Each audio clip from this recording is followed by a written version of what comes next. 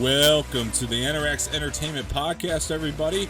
The show where we talk about, well, all sorts of things, really. But today in particular, I mean, we're going to be talking about that Eternals trailer, which is pretty dope. So excited for that, for sure. We also have a trailer for Last Night in Soho, one of my most anticipated movies for the year, 100%. So we'll kind of go over how that trailer was. And yeah, it should be a lot of fun. If you haven't done so already, guys, please hit the like button below, subscribe to the channel, leave some feedback in the comment section, share this with your friends, and hit that bell for notifications. But of course, I am not sitting here by myself today. On the news is Mr. Cisco Scartozzi, who is Samee Ramirez today, evidently. Sorry. Shit. Completely forgot to fix that. I'm not going to even try because it's going to fuck the whole thing up. But Cisco... We're switching just like the Last Night in Soho trailer. Yes, we're being on brand. Yeah, so Cisco Scartozzi. I get to be Anya, though. I get to be Anya Taylor-Joy. Exactly. That's me all the way. We'll fight for it. And on the news today, I do have Miss Samee Ramirez. Samee, how you doing today? Who is Cisco today? There you are. I am me, Cisco Scartozzi, doing very good today. Yeah, happy good. to be here. Scartozzi? Thank you. Did she just call Scartozzi? The fuck? Scartozzi. Yeah. Scartozzi. This is a train wreck already. I know. That's right? Scartozzi, right? Scartozzi. Scartozzi. Yeah. I said two. It's toe. Scartozzi. Yeah, there you go. Yeah. I said Scartozzi. It's Scartozzi. Yeah. Yep. For sure. Exactly. Yeah. So, I had a pretty shitty weekend. I gotta tell you what. Same here, dude. Did you? Same here. Did you? What happened to you? Just work stuff. I don't really want to get into, but it's been rough. But yeah. What about you? Well, I'm driving home. I went to the flea market Sunday afternoon. Make fun of me. One of my favorite things to do on a Sunday afternoon is go to the flea market, try to find some deals, things like that. This one was cool. Like every corner I was turning, I mean, they had like Star Wars shit, so that was awesome. But didn't pick up anything. And at the end of the day, it was just cool to see some of that vintage, type shit that they had in there. But I might go back and get some. But anyway, I'm driving home from the flea market. And my battery light comes on in my car. So I'm like, okay, Advanced Auto Parts is like right down the road at this point. I'm just gonna, pull in there, see what's going on with the battery. Nice. Before I could even make it to Advanced Auto Parts, my oil light goes on. I'm like, what the fuck? So I was just like, what's going on here? So I pull in, there's oil just all under my car. I had just gotten my oil changed the day before. Just leaking all over the place. It was like insane. I've never seen anything like it. So, I get it, I mean, I'm not driving it because like I checked my oil, there's no oil in the car, so it all leaked out. So I'm like, I'm not driving it in that condition, obviously. I mean, there's a spot that I trust right down the road who, works on this kind of stuff. So, I had it towed over there. Well, I got a call today. The engine's fucked. Like, it's just fucked. So at this point, I got to get a new vehicle. So I'm not thrilled about that. It'll be cool once I get the vehicle, but it's just a matter of, finding something that works in my price range and shit like that. So, it's just going to cost more than it's worth, at this point to fix. So it's one of those things where you just got to bite the bullet, get something new. So I've been looking around. I don't know. We'll see. I'll end up with something, but yeah, that wasn't too fun. At all. But yeah, that was the day that we did that stereo together, Cisco, because on Friday. So I was happy that you invited me to do that because I needed some afterwards. Shit. Was that after that happened? Yeah, that was after that happened. Yeah. So I was happy to just be a part of that group and chat about shit I like to talk about because it was like one of the shittiest days in the world, just when you're no, I love that too, because like I said, I've been having a shitty time, and that would just completely took my mind off of it for that day. Right. Trying out the new update, which is I highly recommend if you haven't gotten stereo yet. Get on stereo, follow all of us because it's a blast. Once you'll get hooked to it. Yeah, for sure. Yeah, just keep talking here. I can fix you guys without ruining this. Okay, please. Yeah, I will. Yeah. It's just It is weird. It's a little weird. It'll just be a process. So just give me a second. I'll bear with me, but keep talking, keep stalling. But what's your biggest horror story when it comes to vehicles? Like, go ahead and tell me that one of you two. Oh my god, how much time do you have? I got a little bit of time. I'm still fixing you. So I've had a really bad luck with cars. Yeah, so I've gotten everything from like I've had a wheel like fly off like while I'm driving, and that was really scary. I've had another wheel type incident on a freeway, which was another like crazy one. Basically, like me and like behind me is just like a huge. I'm backing up traffic for miles, like because my car just fucked up on the freeway. Yeah. Yeah, tons and tons of like really bad. But like those are my two worst, I guess, because it's like if it's something with the wheel and then it like fucks your whole underneath is like fucked if your wheel comes off and like your car hits pavement. It's like you're done. It's done. Yeah. So and I had a car that was like I bought a new car and it was a complete lemon. It turned out like engine wise, like just like Dom was saying. And it was like a used car, but like it just turned out to be just a complete lemon, and there was nothing we could do to fix it. Yeah, so I've had lots and lots. But I say all that to say like my first car I ever had was a Subaru Forester, and that shit lasted me for like years and years. So I guess like all that was like karma for having like a good first car or something. I don't know. And then the car I have now has been like pretty solid too. Knock on wood. So but. I was gonna say my first car was a Saab 9.3, and the only reason I got rid of it in the first place was because they don't make Saab parts anymore. And it was a really nice first car. So I almost wonder had I not traded that in if that would have done me better, because the second car I had I totaled because I rammed into a back of a truck going 70 like a semi. Yeah, it sucked, man. My hand went through the windshield. I was on my way to work, actually. This is back in the FYE days when I worked there. I was on my way, and FYE shirt was just like covered in blood, and my hand went through the windshield, and I was just covered all the way. I was looking at my hand. I remember, oh my god, did I fucking hit my head? Because there was just like blood all over me, and I'm like, I was checking my head, and then I like kind of cleaned off my hand and found out that's where the pain was coming from, and I saw the hole through the windshield. Yeah, Sammy, what's your biggest vehicle horror story? That's Cisco. To be honest, I have been very lucky and I don't have that many. I mean, my first car, I inherited it from my grandpa. It was a Subaru. I want to say it's also a Subaru Forester. Here's the other thing. I hate to be like stereotypical girl, but like I know jack shit about cars. I don't know. And like, sorry, not sorry, but like I don't really care to know. I'm like, it gets me from A to B. I have been very privileged and lucky though with cars. Like, it's just kind of been like a family provided car. But my brother has some pretty big horror stories. He's had. I don't know why Subarus, man, reliable. Yeah, no, I had that car for a really long time. Yeah, I had that first car. I mean, the biggest one is that car though. I did when I was like 14 and I didn't even know how to drive. I did like drive that car and I hit another car and like I ruined the taillight, and it was like, that was very traumatic. So ever since my driving career started out like that, so I've been very cautious. But I've gotten speeding tickets and stuff. Yeah, it's really kind of it. I hit a car once when it was snowing in Denver, Colorado, and there was like ice on the ground, and I went to like hit the brake, and the brake just like didn't go. Like it was skidding the whole time, and I like rear-ended another car. That's probably the worst. I haven't had anything like break down on me really. I've been fortunate. I'm knocking on wood this whole time saying this. I've never really had a vehicle accident either since I've been driving, so pretty clean when it comes to that. Yeah. Just like shit, like myself. Pretty much. It was either my car like made something happen, or like just like myself solo stuff. But yeah, Adam, back when I was working with him at FY, he bought this Buick.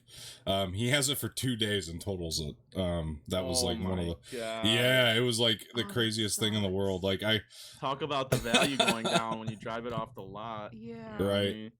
Well, he was so excited too because his whole life he had to drive this like I miss that Jeep so much that we used to drive in sometimes, but this like super clunker ass Jeep he used to drive, and he was so excited the day he could finally afford his own car, and then he just goes out and totals like the first week he has it. I was like, oh my god! I remember pulling in the parking lot and seeing the Jeep, and I'm like, where the fuck is your Buick? And he's like, I totaled it. I was like, oh my god, it really sucked. Yeah. Trying to get a Tesla or some shit, dude. Yeah. Oh man, that'd be my dream.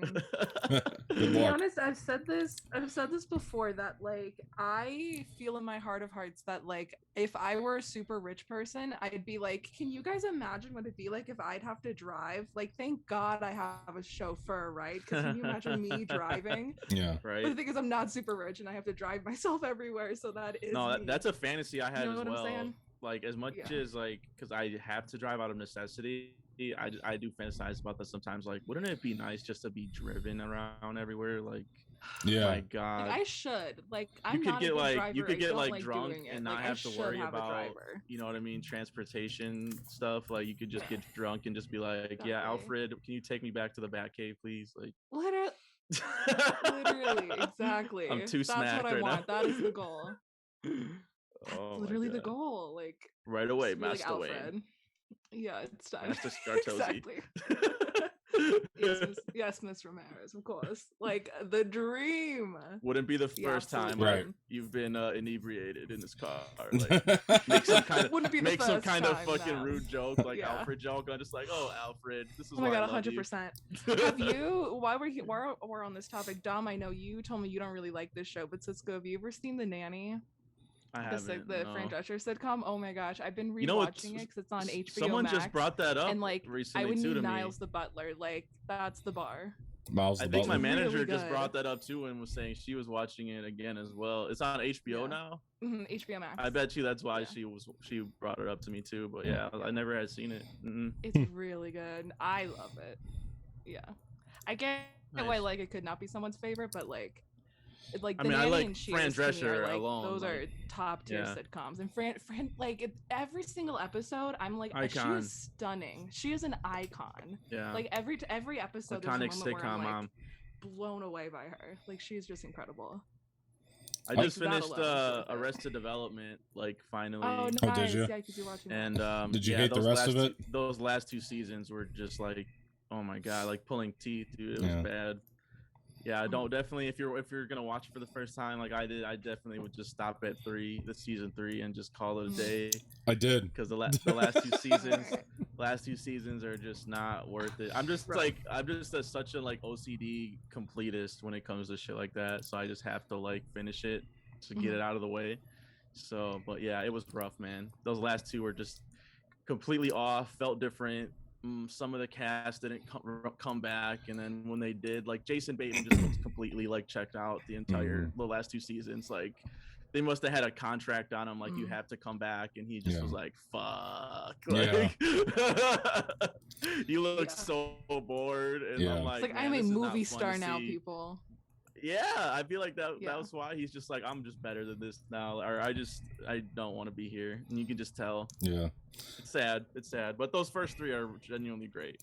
First 3 seasons. I started and I tried it when it first came out and never went back to it for whatever reason. I just fell off, but I finally tried Better Call Saul again, and I'm really enjoying it. I think it's so far it's a really good prequel for Breaking Bad. I mean, it really is. I mean, I'm digging I fell off of it. I'm just gonna wait till it's fully done and I'll binge it. Like that's where I'm at on that. Because they just took too long in between seasons, and I just fell off of that. Yeah, it almost is done. Be like 2 years. I think it'd be like 2 years, and you know what I mean, nothing. And I'm like, okay, come on now. Like, you expect me to remember what happened in the last season? Like, just I can barely remember what happened last week on an episode when I'm watching a season. You know what I mean? Like, honestly, oh my gosh, show. So either of you guys watched The Handmaid's Tale? I feel like we've talked about this. I started it, Sammy, and I was liking it, so I think I'm gonna keep going. I did start it finally, and I liked it. Yeah. Because the 4th season is like it's going week to week right now, and it was like I want to say 2 years in between the last season here, at least a year and a half. And I started watching it and I was like, I have no idea what's going on. I'm like, who are these people? What happened? I don't remember. Yeah. Right. So like I 100% feel you. Same with Stranger Things. I try to think back. I'm like, what Oh the my hell even God. happened? I'm like, I'm gonna have to like watch some recap videos or something because I'm like, I'll do that. Remember. I don't think I'll go back and binge because I already did that for like season 3. I think like binge it again. I don't think I'm ready for another binge of everything. I'll just do a recap video. Yeah. I don't know. I don't know what it is. I'm with you on most shows, but for whatever reason, Stranger Things, I want to go back and binge it before the new one comes out every time. I don't know why that is. Maybe I'll do season 3. Maybe I'll at least do season 3 because I actually genuinely that's my favorite season. But I'm not gonna do like season 1 through 3. That's not happening. That's your favorite one, really? Yeah, it's a lot. Yep. No judgment. It's my least favorite personally. I had a lot of problems with 3. Oh no, season 2 for sure was my least favorite. What was that, Sammy? I like season 3. Okay, yeah. It's I know a lot of people do. Favorite. I know a lot of people do. 1, 3, 2. Yeah, see, I go 2, 1, 3. I mean, I know a lot of people don't. And I'm 3, 1, 2. Yeah. We're all different. Yeah. Yeah, really though. It's crazy. Yeah. I'm a fan of the show, obviously. I just didn't like the Hopper death fake out. I knew that was going to be fake. You know, like I knew he didn't actually die, and it was like, oh, come on. There was that, and like I didn't like how him and Joyce had to make jokes like every 5 seconds that they were talking. And I thought Nancy and Jonathan were wasted, and they're 2 of my favorite characters. I thought they were completely wasted last season. I mean, Stranger Things waste people like Barb. Come on, justice for Barb. That's what they're known for. They're famous for it. Yeah. I was pretty torn up about Barb. I'll be honest with you. I was pretty torn up about poor Barb. Or like when it being a lot. Yeah. 11 just visiting her old like prison pals and then just for an episode and being like bye. It's like wait. They'll have to bring that back around at some point. They'll have to bring that's got to come back around at some point. I'm sure they did that for a good reason. I'm sure it'll. Season 3, it's the goriest and probably the scariest. Like they ramped up everything, I feel like, and so that's why I enjoy it. The stuff with Billy, the brother, that stuff was amazing. Like in 3, that was my favorite stuff when he was all possessed and shit. Like that was great stuff, and like that was like the aspects that those were the aspects I was most interested in. And like I thought the mall battle at the end was like super dope. Don't get me wrong, I love that. There was a lot of great things. I just didn't like I couldn't buy into the Russians there at the end. I didn't buy into the Carrie Elwes was being announced for this season was pointless because he was just completely wasted in it. Like he was come on. I mean, he was just like they threw him away. Or Bob too. Mayor Fucking Bob. Oh, I miss Bob. Bob was so cool, man. See, Sean Astin actually added a lot when they announced him. You know what I mean? Like he actually added a lot to season 2. But Carrie Elwes was a complete waste. But I don't know.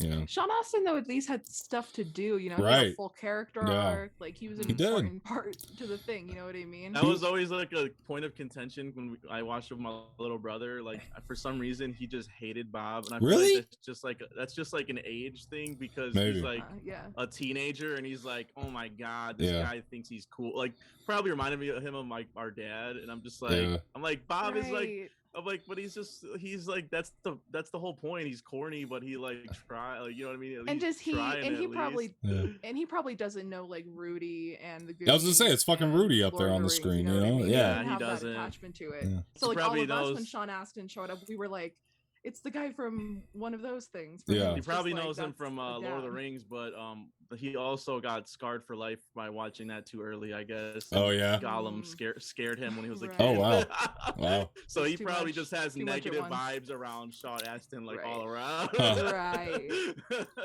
Oh, that's so sad though. Yeah, I know. It was tough. I'm like, I kind of was like, I mean. I understand when my dad wanted him to show it, but he probably forgot like how dark Lord of the Rings is as well, because it gets pretty dark in some parts.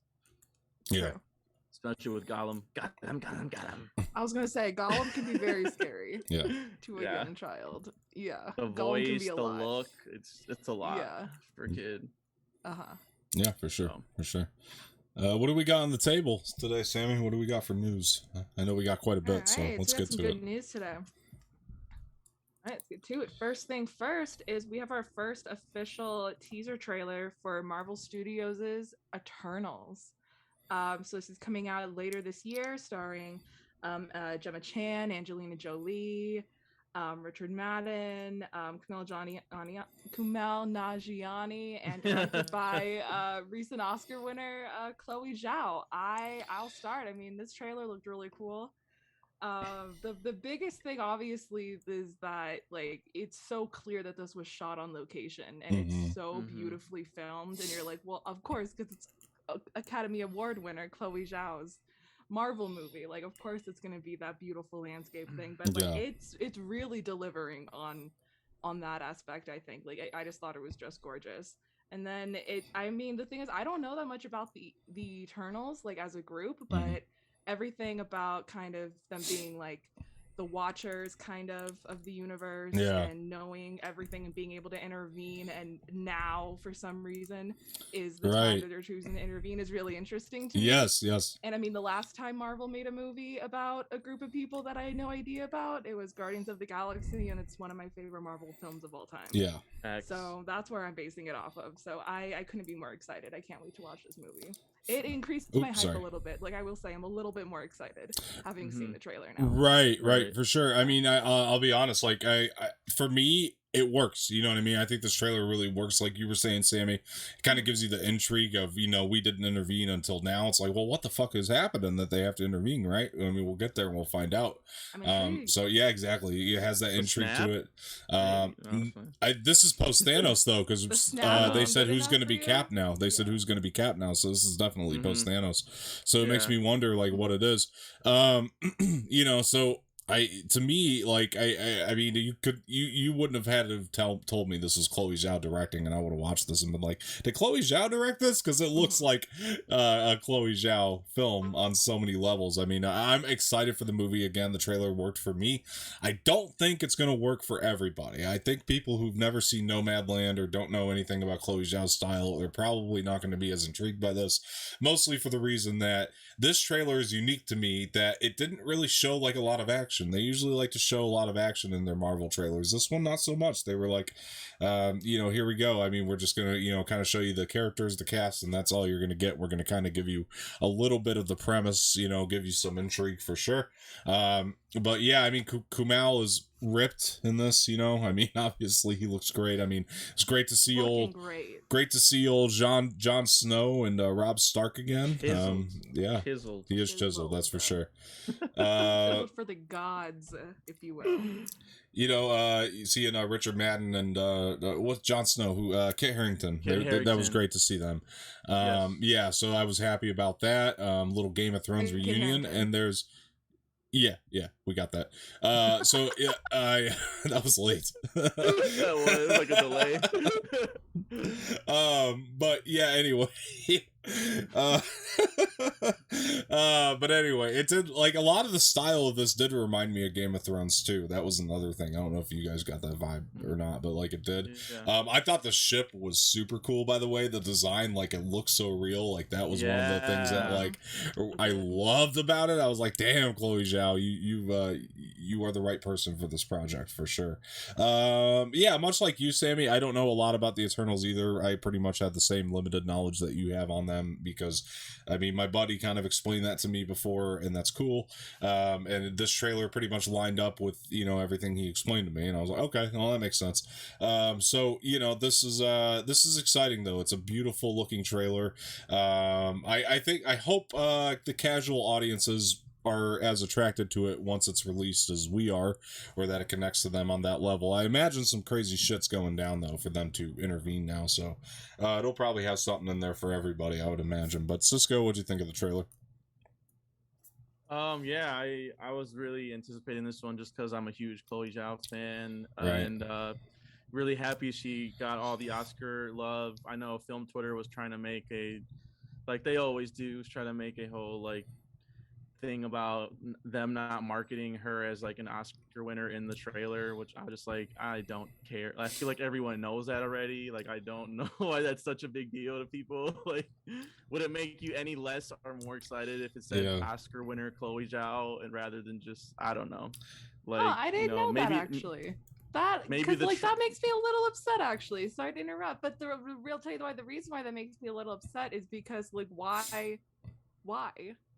I'm not single other Oscar winner. Maybe the trailer was already done. I don't know. Gets their name. Yeah, maybe. I'll tell you what. Like, I wasn't upset to see that they didn't market her that way. Pretty quick.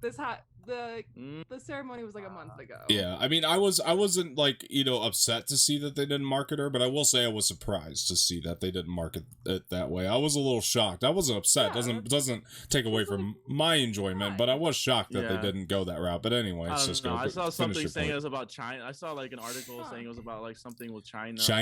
I'm like, I don't, you know, I mean, I'm not gonna go down that rabbit hole. She's an Asian like I said, director. I'm already on her team. I don't know. Yeah, I don't know the choice, but anyways, the trailer made me really excited. Yeah. I mean, Richard Madden and Kit Harington, like you said, that's gonna give you Game of Thrones vibes just right there. So, happy to see them. Hope they, you know, fare better in this movie than they do in Game of Thrones, honestly, because they went through a lot of shit in that show. True. A lot of emotions with their characters, but yeah, I mean, Jon Snow was one of my favorite characters, honestly. So that was, I mean, I'm excited to see where he goes. And I was crazy because I was just talking on stereo about in the last few weeks. Someone brought up that the Game of Thrones actors, like a caller called in, said the Game of Thrones actors haven't really delivered on their potential. And like the more I went down the list of actors from that show, I'm like, you know what? Like, you're kind of right. Like, they really have not. If you bought a lot of stock in them, that you're not really getting your investment back at this point. Yeah. But so I'm hoping that this kind of bounces them back in a way, like, because like they just have not really been successful film wise. Same thing for Angelina Jolie and Salma Hayek. Like they just their recent films have just not been it. I mean, Those Who Wish Me Dead, which just came out, is not very good. And even though I wanted to like it. And so I think that gives this movie kind of like an underdog feel to it, like you were saying with not Game of Thrones, sorry, Guardians of the Galaxy. And I think that's like kind of intentional.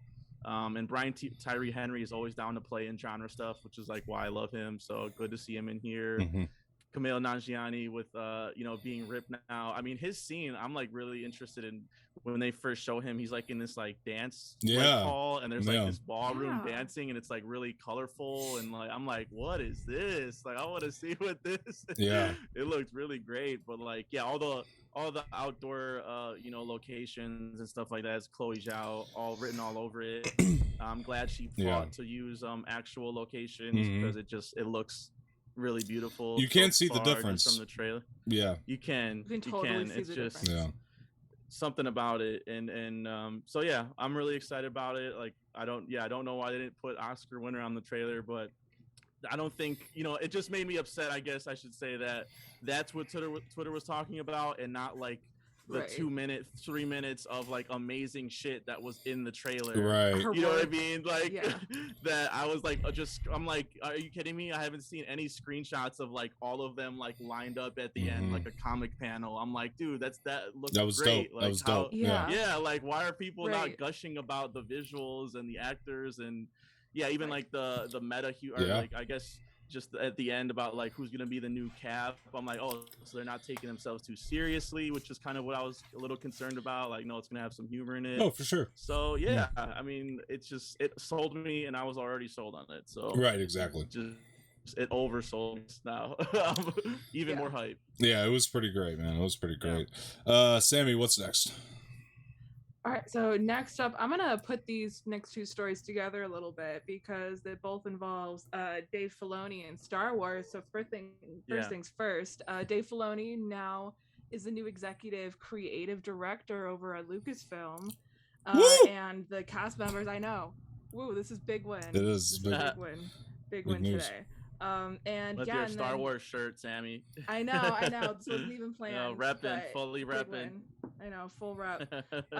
Also full repping. Ming-Na Wen and Katie Sackhoff of The Mandalorian sent out tweets congratulating him. They seem to be very, very excited. So it looks like a good sign that within house, everybody seems to be very happy about this.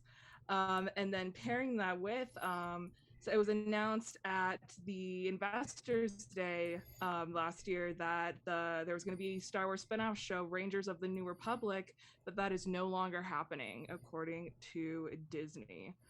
So what do you guys have on this in big Star Wars news? Obviously, we're all very happy. I mean, right. and Dom exclusive, like no, especially. I mean, as well. Like weird. This is big one. No, I mean, it makes a lot of sense. I've been saying it for a while. I mean, I know a lot of people wanted him to take over Lucasfilm, and I said no, he doesn't need to do that. Kathleen Kennedy's a very good producer. Just make him the head of creative. That's what you need to do. Let Kathleen Kennedy take care of the marketing side, because she hasn't done anything yet that's a fireable offense. I've been telling people this for a long time. They wanted her out, and I'm like, I'm telling you, you make Filoni head of creative, you'll start to notice the good changes. You won't even care that Kathleen Kennedy's sitting at the top. You won't. And I think that we'll see that. And I think Mandalorian season 2 is even a result of that, because according to this, I mean, he's been creative head since last summer. Last year. So that's a really crazy thing. So that actually makes me wonder though too, like how much say did he have in terms of the Gina Carano firing coming into the Rangers of the New Republic thing? Because everybody wants to blame Kathleen Kennedy, right? Kathleen Kennedy fired her. You know, it's like, no, I'm sure that they all sat down, had a meeting. There was a meeting. It wasn't just Kathleen Kennedy going like, Gina Carano needs to be out of at her throne. Right. Yeah. No. I'm bummed about the Rangers series not happening, because I was really hoping they would take the crew from the Aftermath trilogy and make them the Rangers of the New Republic. And if you read those novels, it just makes so much sense. It matches up with the timeline where they wanted to set that. They should just do that. They should do a series like that. That would have been super, super cool. And I think a lot of people would have been attached to those characters, even without those Aftermath novels, as long as they introduce them to the audience properly. There are some fun freaking characters in the source material. Use them. You don't need Cara Dune to do a series, so this is what kind of bums me out about it. So I hope that Filoni finds something to replace this series, like something that to work as kind of a buffer to sit in its place, and they probably have, which is probably why they were comfortable now saying that this was going to be about Cara Dune and we're canceling it, because she's no longer working for us. So I hope that they have an idea to replace it or another series, because it's like give us something to sort of mull this over, you know what I mean, or just like for now, because I know people are going to be bummed that we're one Star Wars series short now, you know what I mean, and I think that we need something in its place. So I do hope that they take those Aftermath characters. Take my advice, Lucasfilm or Dave, if you're listening, do the Aftermath characters. That you have an amazing team right there. Take them, use them. They are great. If you haven't read the Aftermath books, which I know that they have, considering they use Cod Vanth in the season 2 pilot, they should use those characters to make a great series. But anyway, those are my thoughts on that. Cisco, what do you got? Yeah, call Eminem, Slim Shady. Get Aftermath in here. I'm all for it. Get the Aftermath crew. Well, the real Aftermath crew, please stand up. Please stand up. Yeah. I was sitting on that for like 2 minutes while you were talking. Get your unit in there. Not worth it, but it's all right. Yeah, get 50 Cent. Dude, he shot 9 times, still won't go down. You know what I mean? We need a soldier like that in the Star Wars universe. Be a great decision. But anyways, the the Filoni thing, obviously that's good news. We're very pro Filoni on here. Anyone who's been watching us can tell. I'm pretty bummed about that too, but it's not really surprising considering like the Gina Carano firing. That's not like going ahead, even though like I haven't read the Aftermath novels, but I'm sure there's like just a whole huge cast of characters they can choose from to kind of like fill in for that. But they're probably just had a plan, and then that maybe like put a cog in it, and then now they're kind of trying to reconfigure it, and it might like, it doesn't mean that it's not gonna be like not happening forever, you know what I mean? Like I always just take these things like maybe they're just trying to reconfigure it and it'll happen. I mean, there's no shortage of Star Wars stuff coming out in the next, you know what I mean, year or anything like that. So I think we'll be fine. I think with the Filoni at head of creative, that's even more of a sign of positive things to come. So I've been enjoying the Bad Batch. Last week was a bounce back episode for me. As you can listen to on my show Saturday Matinee on Stereo, we reviewed it, and pleasantly surprised that it's still going. I'm on board still, so looking forward to this week's episode. Sorry, I had something pop up here. This is it's just causing some lag here, so give me 1 second to close this out. Okay. Yeah, no, that's a great take. Dom, close out all of the Pornhub tabs you have open, dude. God, honestly, this is a professional space. That's why it's lagging so hard. Right? You can't have 50 tabs of Pornhub open. Must be it. 100%. Yeah. It's gone. It's gone now, my friend. Filoni's head of creative, but come on now. This is we get it. We were there with you, but like, control. Yeah, it's going. It's gone now, my friend. All right, Samee. What do you? What's next? Awesome. So, our next piece of news is we have our first official teaser trailer for Edgar Wright's new film, Last Night in Soho, starring Anya Taylor-Joy. I am amiss on the other actress's name. If you guys know, just tell me, but I do not know. But this trailer looked like awesome as hell. Like, I don't know another way to describe it. Like, it just looked awesome. Like, the story looks awesome. The way it's shot looks awesome. The actors seem to be like really understanding. Like, they seem to understand the assignment that I'm looking at. And like, it just has it's a really cool vibe, but also it seems to be very also like scary and cinematic. You know what I mean? It's like it's a cocktail of very kind of specific things that only a very skilled director can handle and make cool. And I think did you see the Harry Potter? I'm excited. The Harry Potter connection in this? Did you see the Harry Potter connection in this movie in the cast list? I don't. Wait, what? What is it? I don't think they were in the trailer, but I'm looking at the cast list on IMDb. So James Phelps and Oliver Phelps. Do you know who those guys are? Oh yeah, the Weasleys. The Weasley twins. Sick. Glad they're back. Glad they're back. And their character names are Jarvis and Harvis. Yes, I'm assuming Jarvis and Harvis. Jarvis and Harvis. They're twins. It's confirmed. For sure. They have to be. So funny. I love that. So I just had to let you know on that, like fill you in on that, because I know you're a huge Harry Potter head. So I appreciate that. I had no idea they were in this. That is so cool. I love that so much. Yeah. And Matt Smith for the Doctor Who fans, he was in the trailer. Oh my gosh, yeah, Matt Smith. I didn't know Matt Smith was in this either, and then he popped up, and oh my god, I got so excited. Yeah, this story just seems so cool. It's like if Midnight in Paris kind of on steroids, you know what I mean? But in a different genre is what I'm kind of thinking, which I'm so happy about, because I mean, I've talked about this before, but the movie Midnight in Paris was one of my favorite movies, and now I can't watch it anymore because I can't watch any Woody Allen thing anymore. So the fact that like this may or may not have similar themes, but directed by not an awful human being, we love to see it. I couldn't be more elated. I'm so excited. I'm just so excited for this movie. It's so cool. For sure. Yeah, I mean, I was both frightened and aroused by this trailer, to be honest with you. I mean, this thing was, I mean, you got Anya Taylor-Joy. I mean, anytime, you know, my guy hears her voice, he's just like, what's going on out there?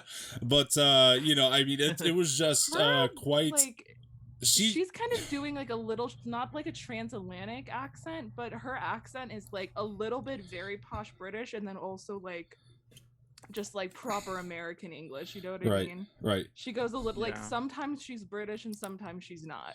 Yeah. Well, yeah, that was one of my complaints about the New Mutants, is like her Russian accent is like goes in and out. It comes and goes. But you know, her American accent in real life goes in and out. You know? Like, I think that's just you have to deal with it. I love her anyway. It's fine. Yeah. Oh my god. Yeah. It's one of the things I love about her. Yeah. I mean, no, I mean this was really, really cool. It looked creepy. I mean, and Anya Taylor-Joy is singing the song in the trailer. I mean, but doing. I mean, come on. If nothing else says arousal, I mean, come on. All right, I'm done with that. But no, seriously, she is like, close the Pornhub tab, Dom. Close the tab. It's just this trailer. It's just the trailer. It's Anya Taylor-Joy all around. I'm telling you. The trailer tab. No, Close the tab. I'll tell you what, I was actually surprised by the trailer because I think that, it looks like obviously the darkest Edgar Wright film we've had yet, for real. And I wasn't expecting it to be this dark, I gotta be honest. And I hope that the tone of the film will be consistent with that. I'm sure it'll have some comedy. It's Edgar Wright. I'm sure he'll throw in his little funny jazz, but I'm expecting like dark humor for sure too, on top of that. And like Samee was saying, the first thing I thought of was Midnight in Paris when I was watching this. I really was, and I know Edgar Wright is a huge fan of Woody Allen's films, have to say it that way, so he don't get canceled now. But he is. I heard him talking on an interview about how much he loves Woody Allen's films, and it makes sense that he would do something that felt just, like kind of a tribute to that in a way, but his own style and in a horror type setting. I think that it could be very cool. And it, like, again, it was freaky. There was a very eerie vibe to this, and I was surprised by how much it delivered, and it was great. It was great, wonderful. Cisco, I know you're pretty excited for this film. What'd you think of it? Yeah, it was like one of my most anticipated for the year because Edgar Wright does not miss. And he was being very like sheepish about sharing stuff about it. So I'm like, he must know that this is like a good script and movie, and he kept pushing it back too because he wanted people to see it in theaters. So I'm like, he's pretty confident that I feel like he thinks that this is a winner. And then we've got our first trailer finally. I was so excited. Anya Taylor-Joy, someone that's not missing at all either in this last couple of years. She's just on fire right now. It's got Diana Rigg's last on-screen performance. Speaking of Game of Thrones. So I'm really excited to see that. Terrence Stamp. I was surprised to see him. Yeah. Mm-hmm. So I'm just a huge Edgar Wright fan, and the fact that he's like genuinely doing horror, like even though you can call Shaun of the Dead horror, like this is like psychological thriller horror. Yeah, this is like actual like going for scares type of thing. And I never saw the Midnight in Paris. I do know the premise of it though, so that's interesting that you guys thought of that. I was thinking of Possessor, which just came out last year. The Cronenberg movie. I don't know that. Yeah, where it's like someone's inside someone else's body, and there's like a whole bunch of psychological / like just messed up horror with that that comes with that, especially because that was like gendered switch in that one. But this one, they have a time spin on it as well. So it is like, body switch are like, in someone's body, but also in a different time period. Like, speaking of screenshots or whatever, like I wanted to post it, but I was at work, but I probably will. But as soon as the trailer opened and it was like the marquee and it said Thunderball, like the James Bond thing, I was just like, oh my God, I was just gushing. I was like, I love James Bond. Like just that whole, I'm like, okay, it immediately put me in that place. Like, like Britain, the James Bond, like Sean Connery is like at the top of his game. Like I just, I was so, it's and a then, very like, 60s kind of sleek, it's specific kind of James Bond, specific. Britain type vibe. Yeah, no, it looks like he's leaning into that, the location, because like, it reminded, he said specifically in an interview that Don't Look Now, which is like an old 70s horror movie which uses Britain as like a horrific setting, like that was a huge inspiration, and like you could just totally tell that he's trying to go for that too, and kind of the Shining vibes too as well. Like I was getting some Shining, I agree. with like being in the hotel, it's like everything looks like very like shiny and upper class, but it's like also very unsettling, and like there's gonna be some secret society like shit going on. It just it was very Kubrickian. The part in The Shining when like it's like that time travel thing, and he goes to the party and he's talking to the bartender and everything. Like this whole movie felt like that scene. It all, and that's intentional. It has to be. Edgar Wright's a huge cinephile. Like he just watches so many movies, and that has to be on his radar. 100%. That's and I was trying to think of a way of how to describe like what like Anya Taylor-Joy's costumes look like, because they were incredible. I was like, I don't know how to like describe it though, but it's like very Bond girl. That's the way I would describe it. And I love it. I agree. It's so good. I think that I mean, the main actress again. What was her name? The main actress here. I know I've seen her and stuff. Do you know the main actress? Mackenzie, or no? What's it? I gotta pull it up here. No, I'm getting it wrong. Keep talking though. I'll look it up. Excuse me. I was gonna ask you guys, what are the odds that the main character is just insane at the end of this? None of this is like the type of Thomasin McKenzie. Tennyson McKenzie. Nice. Yeah. Or Tennyson. Yeah. Tennyson McKenzie. This looks like the type of this looks like a best original screenplay Oscar winner type of movie. Maybe, possibly. I mean? We'll see. I hope so. Cool. I mean, he writes all of his movies. You know what I mean? Mm-hmm. At some point, but you know how the Oscars is about genre stuff and horror. So they would give it to screenplay. Not gonna hold my breath. A genre movie, yeah. Or even it seems like even the trailer, someone brought up trailers are scared to call stuff horror. So if you look at the trailer, it's like the new psychological thriller from Edgar Wright. I'm like, oh my, it's a horror film. Like, just call it a horror film. Like, why? Why are we so scared to call stuff horror films? But I don't know. Yeah. Mm-hmm. I also saw something on Twitter that was really funny, where it was like the fact that this movie is based on having an unhealthy obsession with Anya Taylor-Joy and how half of Twitter can relate to that. I was like, yep, same. Pretty much, exactly. Yep. Yeah. No, I was gonna ask, what do you think the odds are of the Tennyson McKenzie character just being insane by the end of this? Like actually, like she's just, it's all in her head. What do you think the odds are of that? Yeah. I don't know. I think it'd be cool. I always think that's kind of lame, though.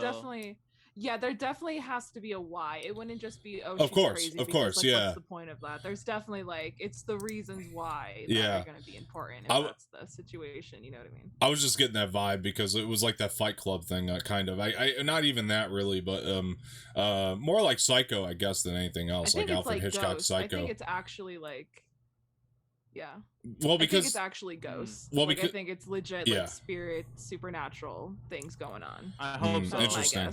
I always feel like that's more interesting. I hate that's such a bailout thing sometimes where it's like it's all in their head. Well, the only indication to me is it was like Psycho where she kind of had the wig on at the end. You know what I mean? So I'm like, oh, they're probably I don't know. I mean, obviously they're one of the same. I took that. And from the log line, it's like she's obsessed with this actress or whatever. Oh yeah, it's possible. It's possible, yeah. And so because she does, she knows she's right. Sorry, go ahead. Not only does she has that ability to time travel in her body, but then when she goes, I don't think that's going to be a permanent thing. I think that's going to be her flashing back and forth type of thing. And so that when she does live through present day, she probably has this body dysmorphia, and she kind of dyes her hair and tries to look like her in her regular life too, because it's less of a whiplash type. That's how I took it just on the trailer. No, that makes plenty of sense. Yeah, no, that makes a lot of sense. It's possible. I took it a little bit more that she was going to become obsessed with that world and want to be in that world, and she's has no idea who this person is that she's becoming, so she's just, while she's the other person, she's trying to figure it out, but also she wants to be that person all of the time, so she's going to try to be more maybe that person in her real life, so by dyeing her hair and everything, it's so that she could be that person when she's not asleep or in that world. Either way, it looks like a really cool kind of fresh idea, fresh take on horror, and I'm excited, man. I've been excited about Edgar Wright's next thing for a long time, so I mean the fact that this is it, just I feel good now. You know what I mean? It's I can rest easy now knowing what his next project is. So I'm pretty happy. Baby Driver still slaps film Twitter. Oh, 100%. I don't care what any of you say. 100%. I don't care who's in the film. Baby Driver is still a banger. Baby Driver's the shit. Yeah, 100%. Yeah. What's next? Just had to get that out there. Oh, all good. Yeah. What's next? Story, news, Sammy. Yeah. Oh. Okay. What's next? News. Yeah.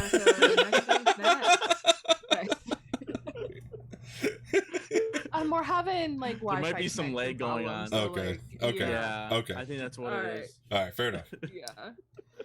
All right. Next though. Next up, Timmy T. Chalamet. Were you traveling back in time? Yeah. Sorry, go ahead. It's okay. Timothy Chalamet has been officially announced to be cast as young Willy Wonka in the new prequel film of Roald Dahl's Willy Wonka and the Chocolate Factory. It is reported that he beat out Tom Holland for this role, and it will be directed by Paul King, and that's pretty much it. We don't have much other announcements, but I mean, this seemed pretty inevitable. Like, I remember people fan casting either Tom Holland or Timothy Chalamet as young Willy Wonka.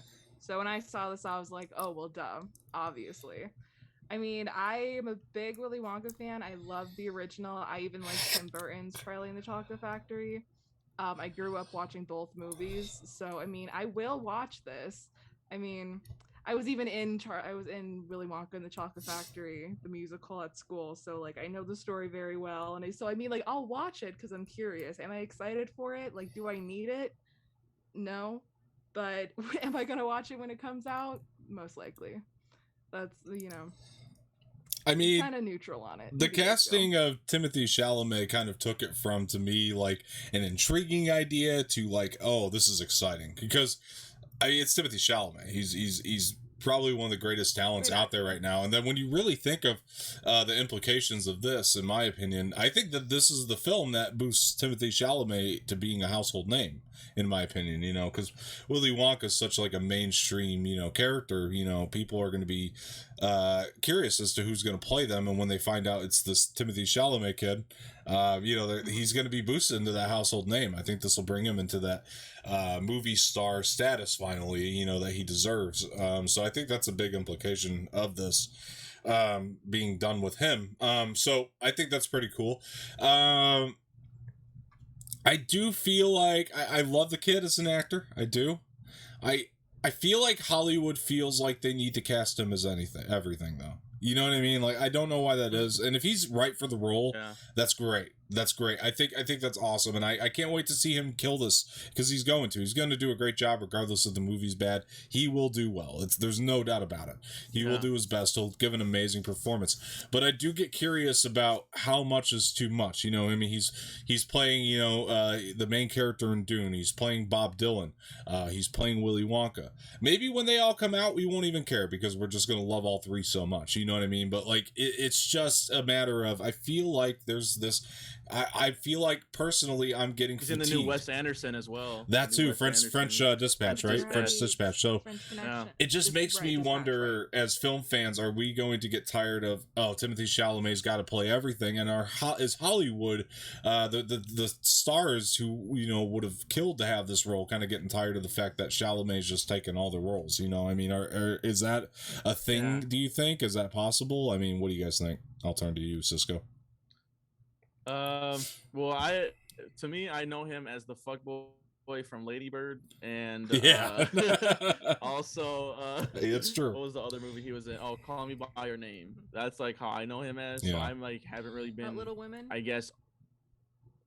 Oh, he wasn't there. Oh yeah, fuckboy from that as well. He's in everything. So debatable. That's his lane. All right. That's Laurie. Laurie is his character name. I guess I don't know. I think we'll fight about this later. We'll debate. Yeah, different conversation. Different Laurie Lawrence is a fuckboy or not. I think so. I think they intentionally cast him in her movies. What's her name? Intentionally cast him in that light. Yeah, Greta. Greta knows what she's doing. Yeah. I think I don't think it's more of that for me. I think it's more of like just the backstory fatigue of every character needs to have a prequel backstory about let's Cruella comes out this week, Solo, it's just like I don't care how Solo got his name. I don't care really how Cruella became a villain. I haven't seen it yet, but I'm just like I'm kind of already noticing the end of like, why do we need this? Part of the reason why the original Willy Wonka is so great is because you have this off-the-wall character. You don't know why he is the way he is, but he's just quirky in all the funnest ways, while also, you know, killing children and having slave laborers in the Oompa Loompas. And in the in the plot description, it's like it's about to be how he met the Oompa Loompas, and I'm like, okay, so now are they gonna explain like how he enslaved a race of people? How they became like his slaves for all of eternity? I don't know. I don't think I want to see that. I don't think I need to see that, but I'm a fan of Chalamet and what he's done so far, and I know the director did like the Paddington movies, which are very popular. See, that's a high point though. That's like another high point of this, like the fact I that haven't seen them yet, but I know it's got like 100% on Rotten Tomatoes. Exactly, and is like the most liked movie of all time. Have you seen the Paddington movies? I haven't. No. Yeah. Yeah. Yeah. You have to watch it. It's so good. Yeah, they're worth the like, hype. They're actual like Cruella, they're actually Wonka, that good. I promise you. The one name titles, and it's like I don't know. Someone was like, "What are we gonna see next?" Like the person who killed like Bambi's mom. Like the backstory for that person. Like why? Hunter. Why do we need a backstory for everybody? So I don't know. It's called the Deer Hunter. We'll say exactly. The Deer Hunter, the real Deer Hunter. Yeah, the real deal Deer Hunter. Oh my God. So I don't know. I honestly don't have enough information or haven't seen a trailer yet about what the tone they're going to try and do, but I think it's right now it seems like a very difficult task for me to be interested in it at this point, but that's just, for all the reasons I've laid out. Yeah, I mean, I think that there's enough richness in the world, you know what I mean, that you can definitely, there's story that you can tell. I don't think that it's like one of those things where it's like not doable to make something great out of it. And I'm not a fan of the Burton version as well. I should put that out there. Like Johnny Depp, I like it as a creepy Wonka is not. Yeah. No, like I just if they're gonna go in that route, I'm even more disinterested. I like it. I'm sure that this will be something different. I think with the way that people like to make shit now, that I feel like this will be something a little bit more along the lines of trying to not mimic the first one, but capture that tone again. I'm thinking that they're probably going to go for that. I think this will line up a little bit more personally with the Gene Wilder version. If I are they going to explain where the kids go to too? Like I feel like all of these unanswered questions in the original Willy Wonka, it's like that's what makes it fun watching it after all these years. Like, you know what I mean? I don't want them. Don't Grandpa demystify Joe, it. like, you know what I mean? Getting his legs back all of a sudden, and it's like, you know what I mean? It's like all this shit, and it's like I don't want any of that explained. I just keep it, please. Like I know we have the original still, and you can always watch the original, but it's just like, just having that out there. It's like, so like the Solo thing. It's just now every time I see Solo, it's like, oh yeah, he got his name from a dumb because he was by himself thing. Like it's so fucking stupid. That's even out there. It really does. Yeah, that part was poor. So, I don't know. That part was poor when Solo got his name, but I mean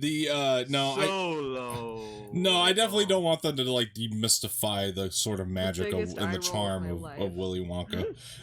I want them to kind of stay on, the path of, just telling a good story. Just tell a good story. That's all I would require. But like, you don't have to like sit there and try to answer questions. You know what I mean? It's like, no, just tell something cool. Make it like a young Willy Wonka. Maybe I don't know. I mean, there's 100 different ways they can go with this for sure. I think so. I think Chalamet also really wants that Oscar.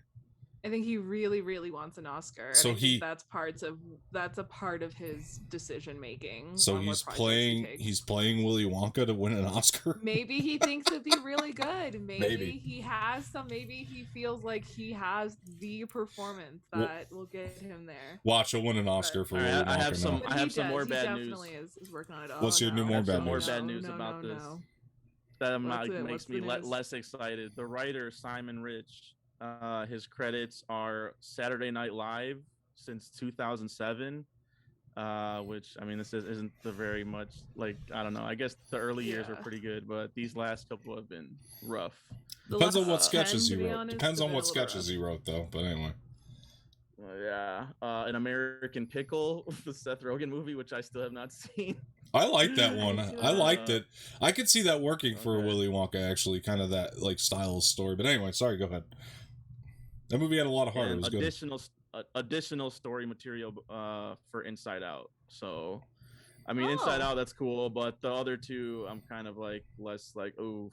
SNL has been really on a cold streak, and it's been rough. I mean that can get into our next whatever story, but it's not looking like it's going up at all either. So. Yeah, but you could be a writer at SNL for years on end, and like none of your stuff could ever get used. That is true. Like there's a lot of writers that come from there, and like I worked there for years, just writing shit, and like 9 times out of 10 it just never got used. You know what I mean? And like so we don't even know what sketches or could have been the strongest. He could have done Eat Skirt Skirt would make a lot of sense because of Chalamet there, so that's possible. Chalamet was like, I gotta work with that guy again. He wrote Eat Skirt Skirt. Already forgot Chalamet was on SNL. That's how right. much I don't. How could you forget? Yeah, you skirt. It is the best sketch of the past like 10 years, I think, that they ever done. You never loved me, ma'am. It's the best. It's one of the best sketches.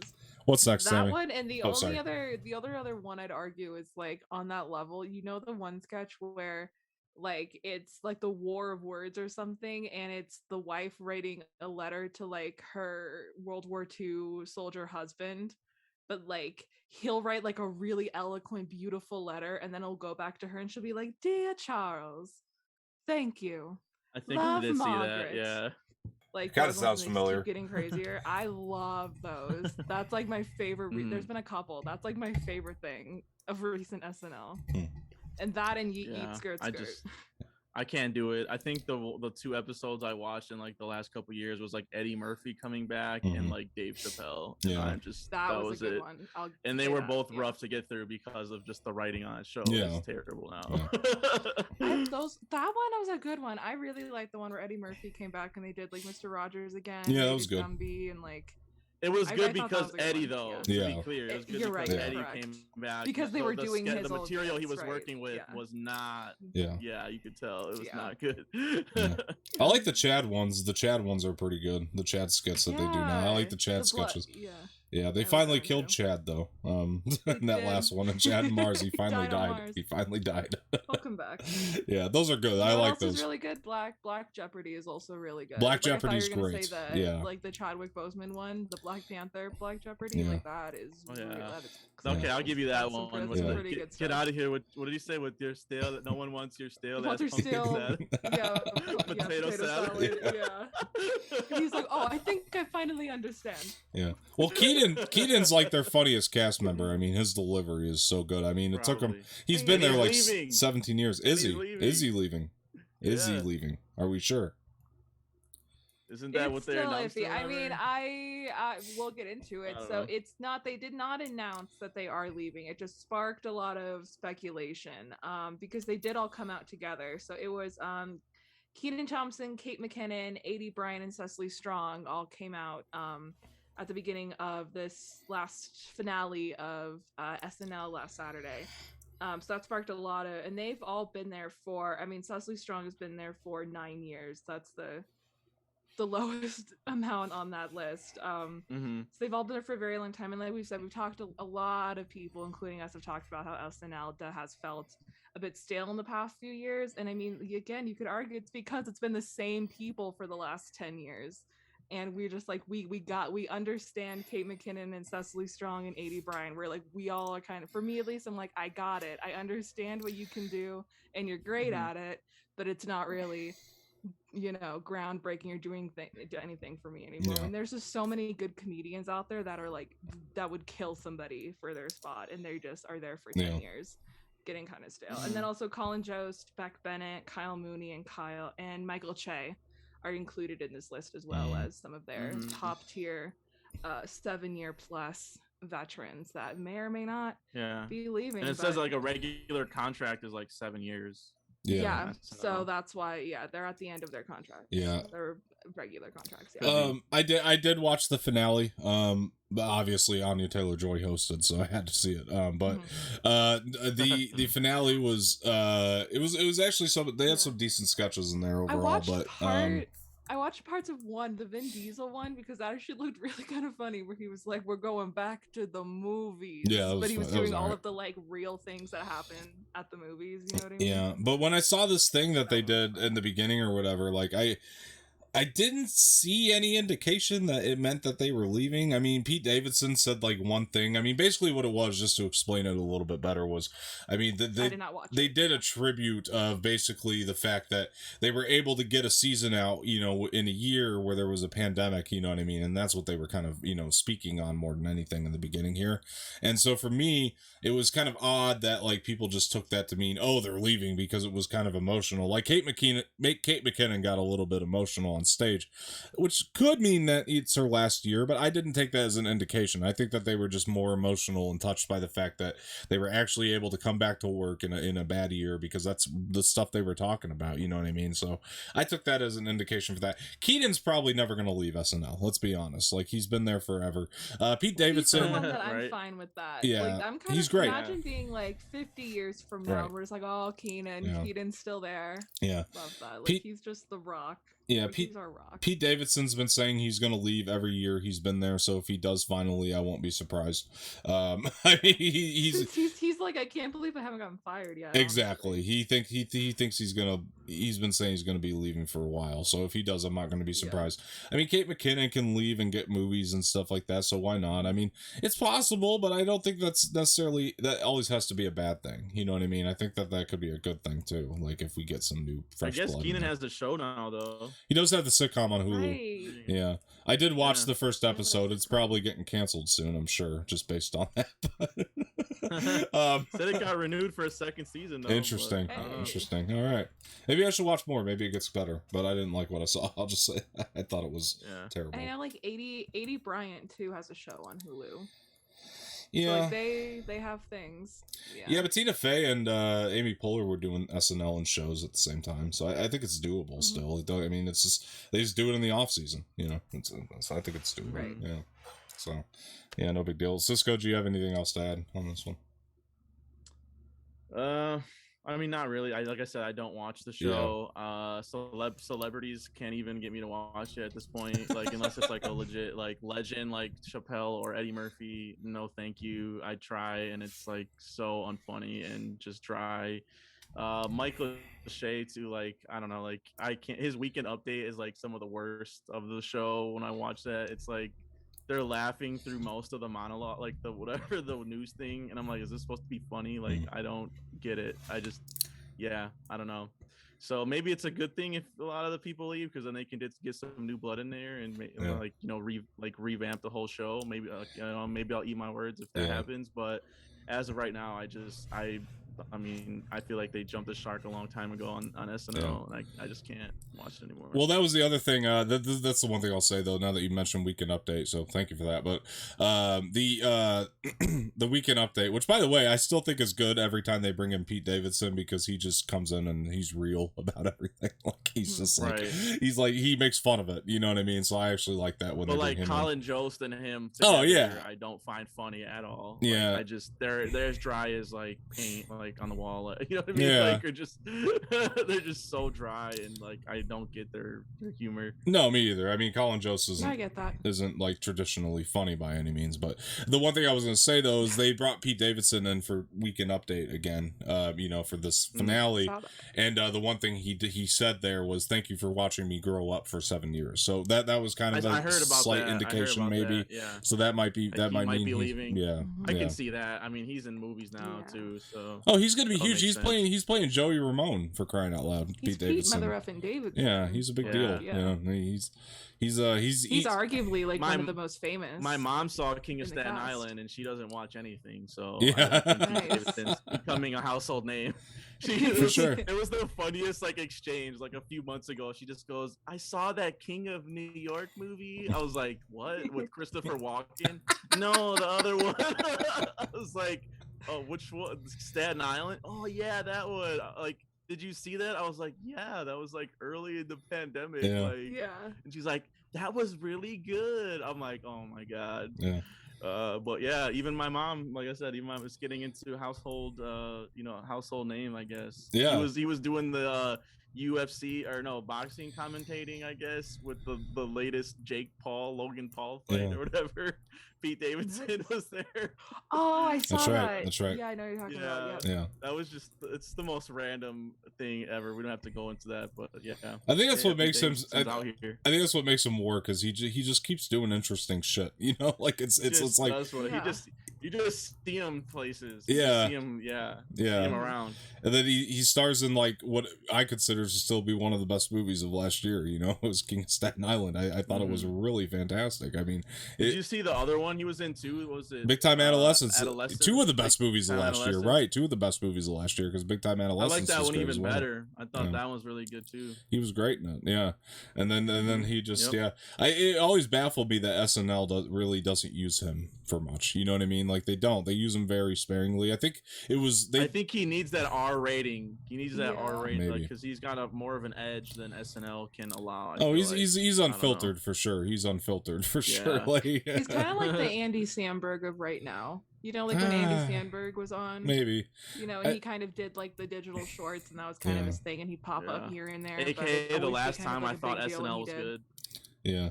Right. That was my era. Yeah. That like. Yeah, me too. Honestly, like 2008 to 2010. Yeah, Sudeikis, Andy Samberg. I mean, he has some really good people in there. Faye, Poehler. Yeah. Kristen Wiig. Kristen Myers. Vanessa Bayer. Yeah. That whole crew. That's the crew. No, I think Pete Davidson's gonna strangely I think Pete Davidson's gonna go actually further than Andy Samberg. I mean Andy Samberg's never gotten to play Joey Ramone in a movie. I mean Pete Davidson's got that gig, which is he did get to play in a Pop Star, Never Stop. Yeah, because that's the same. I did like that movie. I did like that movie a lot, by the way. Pop Star, Never Stop, Never Stopping. I've heard that movie's actually really good. It is good. It's funny. It's pretty funny. It's funny as hell. Yeah, it's really great. Yeah. I liked it a lot. Yeah. Anyway, Sammy, what's next? All right. On the next piece of news? Sure. Yep. All right. So next up, Zack Snyder's Army of the Dead that came out this past Friday, which we have reviews for, correct, on the channel, starring our own Dom, correct, that you can find. Well, thank you. So if you, of course, yes. I'm glad you're tuning in. So we have Zack. Yeah, of course. Yeah, keep an eye out. Thanks. So Zack and Deborah Snyder are now coming out talking about how it cost them millions of dollars in order to basically switch out Chris D'Elia's character in the movie and switch that out for Tig Notaro. So, I mean, I think we all know that Chris D'Elia had all these sexual assault allegations with these younger girls come out. And they said it was a fairly easy choice for them after those allegations coming out for them to remove him from the film and replace him with Tig. But it was very costly. But I don't know, Dom, you've seen the movie, so you can. So is Cisco, and he's gonna complain. And Cisco, nice. But before he does that, let me complain a little bit too. And this is gonna come from the guy who likes this movie a lot. Like this is the one who loves the movie. Like I really love this movie. But that said. Tig Notaro being an easy choice to replace Chris D'Elia? I don't think so. I don't see how that was like easy. Like, oh, who do we get to replace Chris D'Elia now? Oh, obviously it's Tig Notaro. Nobody said that. Nobody said that in the meetings. Like, obviously Tig Notaro. No, this was a process of them like, having to, go through and but it cost them millions of dollars to do it. If it was an easy choice, why did it cost them millions of dollars to get it replaced? It just, none of this adds up to me. So I'm just like, I don't know. I mean, I feel like, to me, like, I actually did like Tig Notaro in the movie. I know Cisco's about to complain about her in a sec. But I did like her in the movie. I just don't think it was like an easy, obvious choice to replace her with Chris D'Elia. Or replace, Chris D'Elia with her. I don't think that was easy. I'm sure that they were all like pretty pissed off when they had to get rid of Chris D'Elia, and they were probably like, what the fuck are we gonna do now? They weren't just like, oh, it's fine, we'll just get Tig Notaro. Nobody said that. Yeah. Nobody said that. I'm sure they were like, we need to replace him with somebody, but we don't know, like... I'm sure there was a I took it as. That's how I took it as. Maybe, but I'm just like I'm sure there were about 1,000 names that came up before Tig Notaro. Seriously, like because that's not your first choice in my opinion. But I don't know. I get what they're trying to say here, but the way they worded it was very poor in this article. Just want to throw that out there. Anyway, Cisco, what do you got? Go ahead and rant. Yeah, I took it. I don't know. I haven't the article up in front of me right now, but that's how I took it when I read it. Was like they were more just like saying like the decision to like not use Crystalia and use someone else was easy. I get it. Not that casting Tig Notaro was easy, or like $100, whatever, millions of dollars to digitally put her in was easy, because I mean that of course that wasn't it. And I do want to say before like I just complain about it or whatever, like I do love Tig Notaro. She's like a frequent person on Comedy Bang Bang and like other podcasts I listen to, and she's always like a great she's always on there. So it's like I'm familiar with her. Haven't really seen her in any movies, but like when I found that out, I'm like, oh cool, she'll have a lot to do in here. And then you watch the movie, and I don't want to spoil it for anybody, but it's like I had heard from people like it's so seamless, you can't even tell. And then when you watch the movie, it's like her by herself, like for 90% of the movie, you know what I mean? Awkwardly, you know, cut to her reacting to what they're saying, making jokes that don't land because it's so awkward, and shot so awkward because Snyder does this thing in here where it's like something has to be blurry in every shot. So like not only is it the comedy off, but like you're seeing Tig clear and all the background blurry, or her blurry and the background crystal clear. And it was just like so weird. Like the choices were just so weird and distracting. And I did not think that she was seamless in it at all. Like as much as I like her, like it just, all the circumstances around it made the comedy just like completely fall flat for me. And she didn't really have that much to do as far as the plot either. Yeah. So that's just my take on it. I mean, I commend them for casting her. I do. I think she looks cool. Like she's always smoking a black and mild in it. Yeah, it was cool. Like funny, and like just her look is cool. But as far as her and the movie goes, I wasn't a fan. And I mean, I'm pretty outspoken out there. I'm not a fan of the movie either. But yeah. No, I mean, it sounds a lot like. Sorry, Sammy. Go ahead. You got your turn. Go ahead. This sounds a lot like Rise of Skywalker, Leia. Yeah. Or at least my opinion on Rise of Skywalker, Leia, where to me it was like not seamless at all. It took me out of it. It very much seemed like, you know, it was edited in later. It did not look like she was in the room whatsoever. And so that just sounds. Well, I guess it's a kind of impressive, I guess, in the fact that I guess they said they didn't reshoot anything. Like they just digitally, like, which is kind of like compared to All the Money in the World, where you know, they actually reshot Kevin Spacey scenes. You know what I mean? You know, it's so in that perspective, I was like, that is kind of impressive that they actually did that. But visually, it's like it was giving me a headache. Like it was not. Not seamless. I'm a fan of the movie, you know this, and I'm a fan of her in the movie. I like the performance that she gave, but even I can sit here and say it wasn't seamless. Like it definitely wasn't seamless. And that's what people were telling me going in. They were like hyping me up. I'm like, oh shit, is she gonna like? Is it gonna? Everyone was saying that, and I was like, I watched it, and I'm like, where are people seeing this seamless shit? Yeah, no, it's noticeable. I mean, all her scenes are by herself, and for the most part, she's not in a lot of the movie. Like that's just a fact. They ditched her for a good portion of the film, so I wouldn't say it was necessarily seamless by any means. I did like her though in the movie. I liked her performance. I thought she like you were saying, Cisco. I thought her attire, her look was all cool, and that was sick. But yeah, there was a lot of, you know, I definitely had some gripes as far as, you know, like how, you know, unseamless it actually was. I mean, I would say like it definitely it's like you could tell it was But anyway, Sammy, did you guys see that video? I was telling my brother too. I was trying to explain to him the whole situation while we were watching Army of the Dead. And did you guys see that video? It's on YouTube of Crystalia like noticing the moment that he was gonna get canceled. No. Oh, no. Okay. After this, it's really short. After this, you guys got to YouTube it. Definitely. It sounds interesting. He was on a podcast basically, and like it's like that meme where it's like the moment you know you fucked up, like and it like zooms in on his face. Like they were talking about Snapchat and how you can save messages on there, and Crystalia's face like just immediately like turns white, all the color goes out, and he's like, oh wow, wait, you can say it. I thought that erase is on there, and like it's like the funniest thing because it's like, oh, you dipshit, like you just ruined your career off of like these Snapchats. Like it was just, but yeah, you gotta watch it. It's hilarious. Definitely, like, I'll check it out. I've never seen it. You can see his body, like his spirit leaving his body in that moment. Oh man! And if any of these cases go to court, I hope that's used because that is some incriminating evidence. That's funny. That's funny. I'm pretty sure that's what it is too. So it's oof. Yeah. Anyways, what's next? Awesome. So next up, coming fresh off of her Academy Award win, Emerald Fennell has finished the latest draft of the Nemesis movie. She is writing the script, and she has recently submitted a new draft. So this is probably going to happen very soon.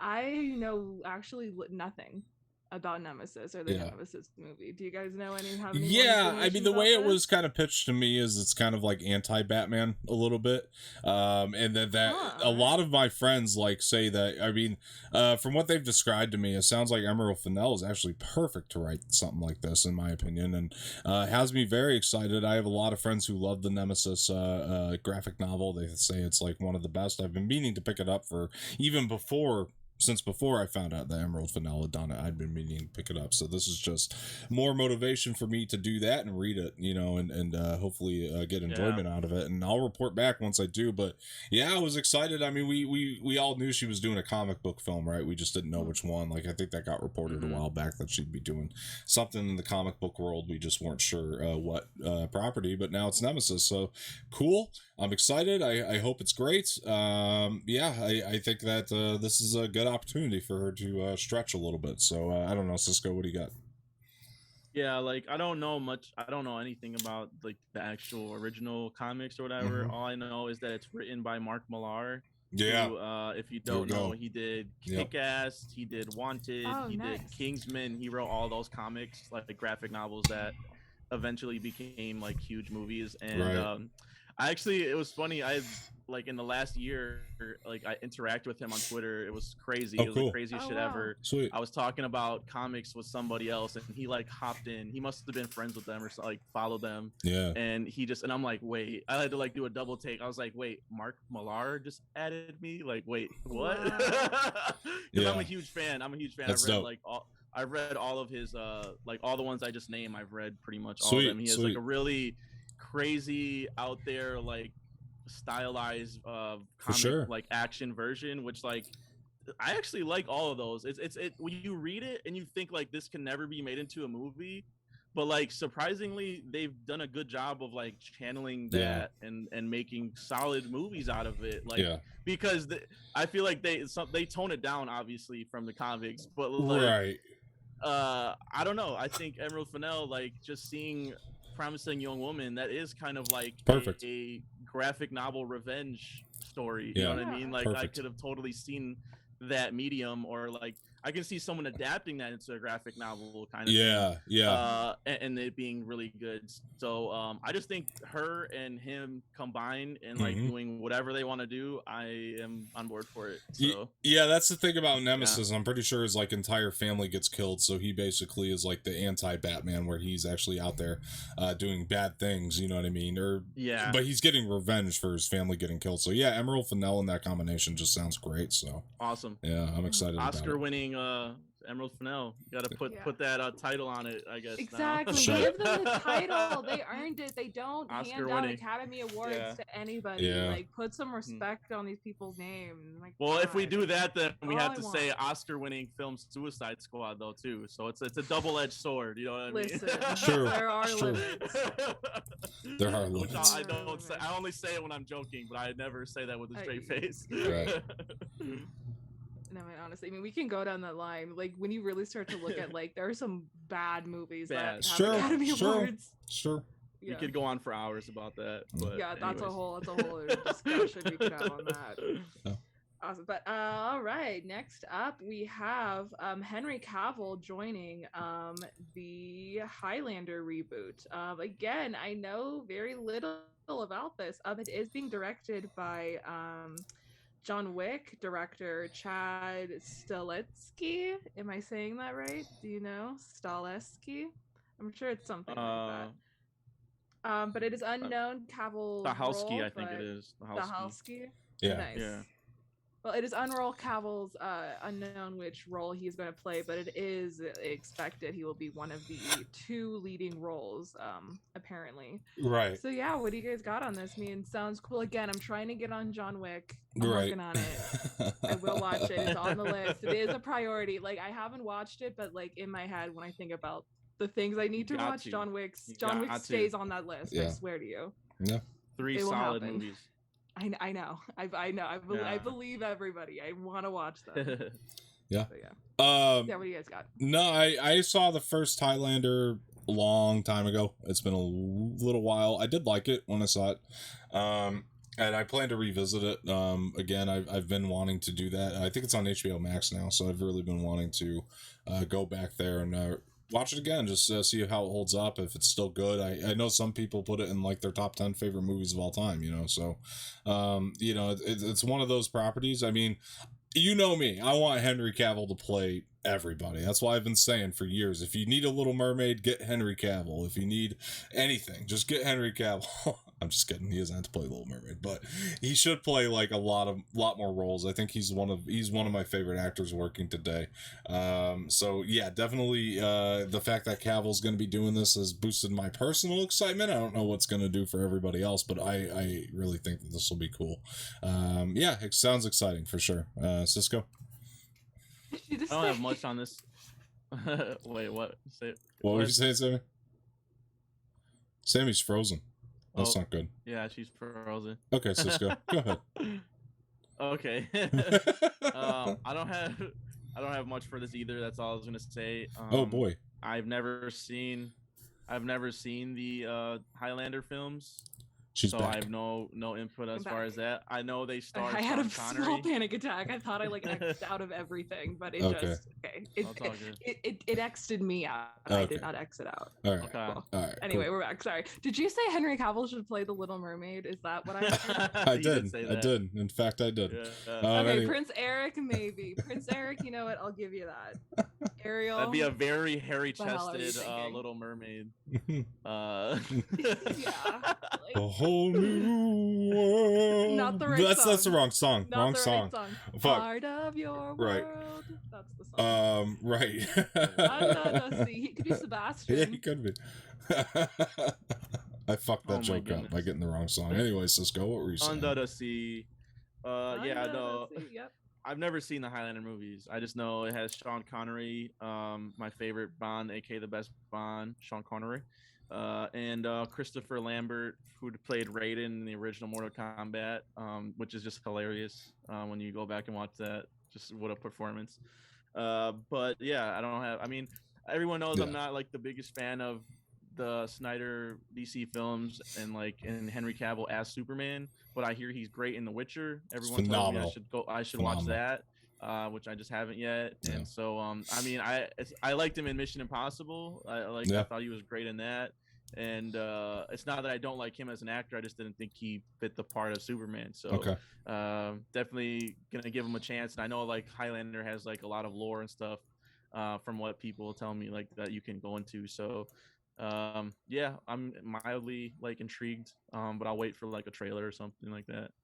Yeah, no, fair enough. And the John Wick thing does have me excited though. That guy's, it's John Wick. Cool. All right, what's next?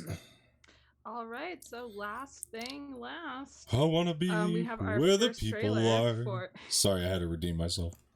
There you go. Good job. Thank you. You're only slightly redeemed. Right. So we have our this is Karen Gillan's new film, Gunpowder Milkshake. We have the first trailer for it. I thought it looked pretty badass. It is. Yeah.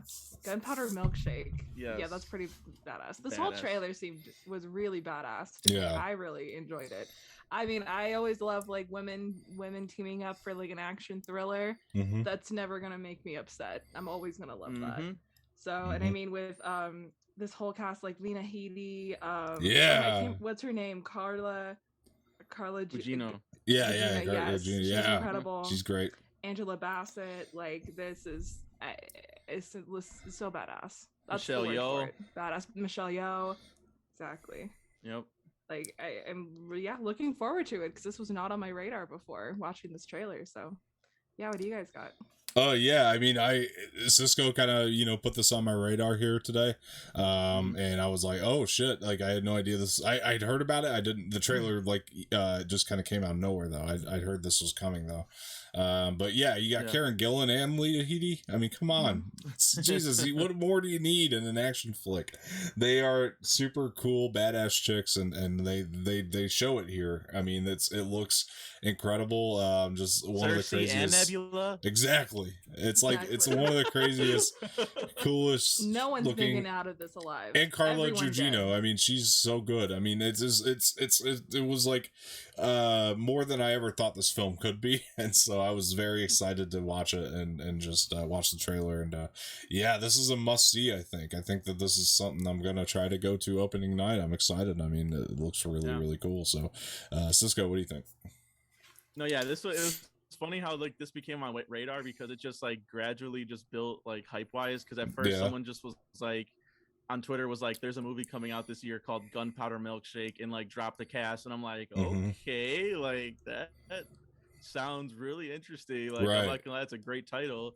And then in the last couple weeks, they dropped like a cast photo with like all of the women that we just listed, basically like with guns, and I'm like, okay, this looks even more badass. Like, what is this movie? I'm like interested now. And then they dropped the trailer, and now I'm just like, oh shit, like this. I'm what Dom just said. I have to go see this. Yeah, for sure. It looks like Atomic Blonde, but with like 5 women instead of just like the one at the head of it. So yeah, it looks really cool. Like it's gonna be a fun summer movie. I mean, Paul Giamatti is in this thing too. We didn't talk about the guys in here, but yeah, and then Ralph Ineson, who always plays like a bad guy, also in Guardians of the Galaxy, by the way too. Yeah. So yeah, I think it's gonna be like one to look out for. It might be I think it might be like an undercover hit of the summer that like people just don't know about yet, but. I feel like it with like good word of mouth and like people wanting to go back to the theater and see something like with action in it, like this might be a hit, I think. Yeah, definitely. I agree with you, man. This looks super cool again, and I hope it is. I hope it delivers on that front. Under 2 hours. I mean, come on, it's plus. Perfect. Yeah, there you go. It's an hour 54, just barely, but I'm like, sounds good. That's good enough.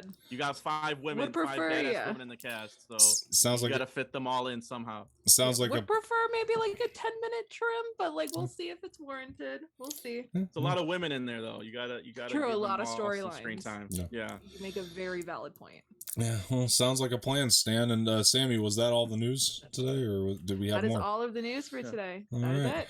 All I got. Part of your world. All right, I'm coming back. Where the people are. We should duet for sure. I love the serial killer line too when the little girl. Anyone. The little girl's like, "Are you a serial killer?" And she's like, she's like, "You killed more than one person." Right. Yeah. It was cool. You're right. That was cool. It tells me they got some humor to it. You know what I mean? Yeah. Like kind of, a la like Ryan Reynolds-ish, hitman bodyguard type shit. Sure, right. But we'll see. I agree. Yeah, no, it looks exciting, man. I can't wait for it. Anyway, guys, that'll do it today. Thank you for joining. This has been fun.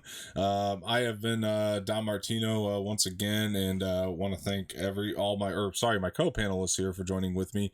And before we go, Sammy, where can the people find you? Yes, you guys can find me over on Instagram. I'm at Samee Ramirez 14, and then also on Twitter at Samee Ramirez, and also doing stereo shows with Dom every Wednesday over at Samee Ramirez. And maybe more now. Maybe more. Yeah. We'll see. But anyway, Cisco, where can people find you before we go? Yeah, the real Samee Ramirez here as we on the show. Follow him at follow Cisco at the real Samee Ramirez. Everything she just said. But no, you can find me at misfit_minded on Facebook, Instagram, Twitter, and my show Saturday Matinee also on stereo at misfit_minded. We're doing Cruella this week, and Lars and the Real Girl, who the director did that movie as well. So that's going to be our double feature, and of course the Bad Batch. So yeah, we'll see if this is this going to be the first live action Disney movie that I love. We'll find out this weekend. Yeah. So and hopefully we can all get together and do a stereo too. Like we talked about, because that'd be cool. And yeah, for the show, it's the socials for the show is Sat Pod 2 across the board. So cool. Yep, that's all I got. All right, great. And make sure you guys check out the other content we have on the channel as well, outside of the Anorak Entertainment podcast. Just so you know, by the way, all the other podcasts, or all the podcasts for the Anorak Entertainment is on Spotify now. So make sure you go over there and check out the Anorak Entertainment podcast feed to check that out. And Samee, what can people expect from movie night coming up this week? Yeah, so this week, this Monday, we are going to be talking about A Quiet Place Part 2. Really, really hyped for that one. I believe this week we did Army of the Dead, correct, with Dom. That is up on the channel right now. Yep. And yeah, this movie night, spoiler reviews of all of our favorite movies and the new ones. I really want to see that. I was trying to fight to see that one, but my co-host wanted to do Cruella, so oh man. I'm probably gonna do a double feature. I'll still see it though. I mean, nice. I'm still hyped for that. The plan is 1 p.m. A Quiet Place on Friday, and then like a 3:30 Cruella. I'm probably gonna do a double feature on Friday. I'm kind of nervous though, because you know, I had a really bad experience seeing A Quiet Place in theaters, the first one, and I also had a negative experience seeing Lion King, which was the last Disney movie I saw in theaters. So very nervous to see those movies in theaters, but I mean, I'm gonna try. We'll see. I'll update you guys next week. Yeah.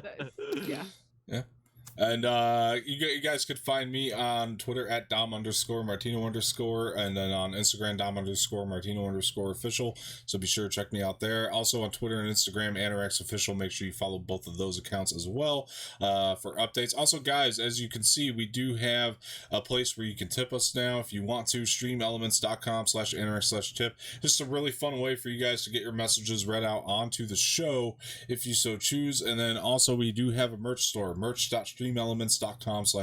Make sure you go over there and check that out as well. We got a lot of cool stuff there. I know a couple of you have already bought some stuff, so appreciate that very much. Anyway, guys, I've been Dom Martino. I want to thank Cisco and Samee for joining me tonight, and thank all of you for tuning in and sticking around. Please like the video, subscribe to the channel, leave some feedback in the comment section, share this with your friends, hit that bell for notifications, and I feel like I'm leaving something else. Leave feedback in the comment section. That was the one, I think. Anyway, guys, thank you for tuning in. This has been fun. This has been the Anorak Entertainment Podcast, and hope you all have a good night. Later.